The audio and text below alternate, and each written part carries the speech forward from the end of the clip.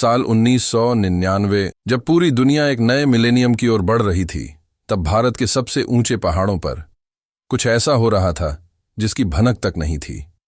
पाकिस्तान की वर्दी में नहीं, मुजाहिदीन के भेष में घुस बैठिए हमारी ही जमीन पर कब्जा जमा कर बैठे थे।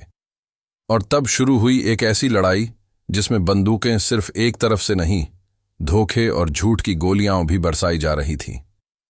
ये उस छुपे हुए युद्ध की कहानी है जो दुनिया की नजरों से दूर बर्फ से ढकी चट्टानों पर लड़ा गया, और जिसका सच आज भी बहुतों को नहीं पता।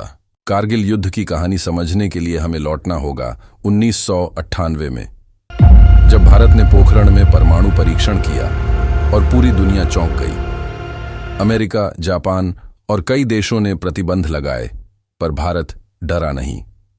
जवाब में पाकिस्तान ने चागाई हिल्स में अपने परमाणु परीक्षण किए, और वहीं से शुरू हुआ वो डर, वो घबराहट जिसे जनरल परवेज मुशर्रफ ने बदल दिया एक साजिश में। ये एक सीधा युद्ध नहीं था, ये था एक डिनायबल वॉर, जिसमें पाकिस्तान सरकार कहेगी हमें कुछ नहीं पता, लेकिन अंदर ही अंदर नॉर्दर्न लाइट इन्फेंट्री और ISI बैक्ड घुसपैठिए हमारी बंजर चोटियों पर कब्जा कर चुके थे। भारत तो मई के महीने में सोच भी नहीं सकता था कि सियाचिन से सटी बर्फीली पहाड़ियों में कोई दुश्मन छुपा बैठा होगा, क्योंकि किसी ने नहीं सोचा था कि युद्ध बिना ऐलान के भी शुरू हो सकता है। ये युद्ध था देश की आंखों में धूल झोंकने की साजिश का, और उसी साजिश की परतें आज हम खोलेंगे। सबसे पहले भारतीय सेना को शक हुआ जब कुछ स्थानीय चरवाहों ने बताया कि पहाड़ों पर अजीब गतिविधियां हो रही हैं। इन चोटियों पर पोस्टें थीं जो सर्दियों में खाली कर दी जाती थीं, क्योंकि तापमान -20 डिग्री तक गिर जाता था। पाकिस्तान ने इन्हीं खाली पोस्टों पर कब्जा कर लिया, और धीरे धीरे वो घुसपैठिए 2 से बढ़कर 1000 से भी ऊपर हो गए। भारतीय सेना को शक हुआ, पेट्रोलिंग टीम भेजी गई, और वहीं से मिला पहला संकेत। भारतीय सेना ने इस ऑपरेशन को नाम दिया ऑपरेशन विजय। लेकिन यह विजय इतनी आसान नहीं थी। सैनिकों को बिना कवर सीधी पहाड़ी चढ़नी थी, ऊपर से दुश्मन की गोलियां बरस रही थीं।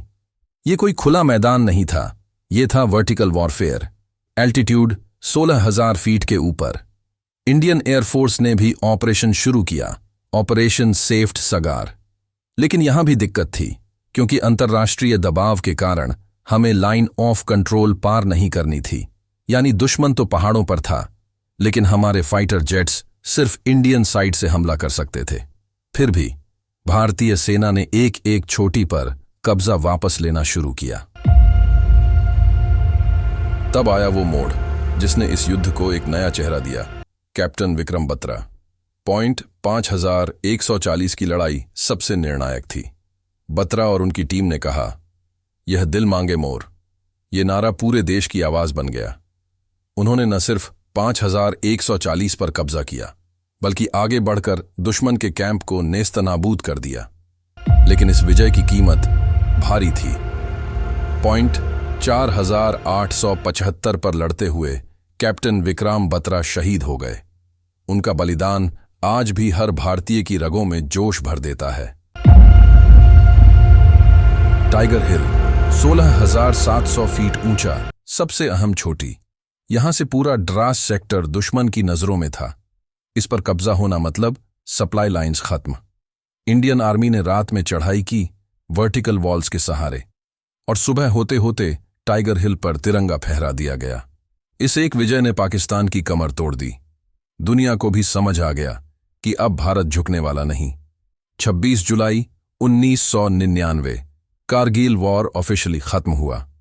भारत ने अपनी हर छोटी वापस ली। 527 जवान शहीद हुए, लेकिन देश की हिम्मत नहीं टूटी। ये युद्ध सिर्फ एक सैन्य विजय नहीं थी, ये एक चेतावनी थी कि भारत शांति चाहता है, लेकिन कायरता नहीं। आज भी जब हम तिरंगे को ऊंचाई पर लहराते देखते हैं, तो उसमें सिर्फ रंग नहीं होते, उसमें वीरता की कहानी होती है। और कारगिल उस कहानी का सबसे सुनहरा अध्याय है। जय हिंद।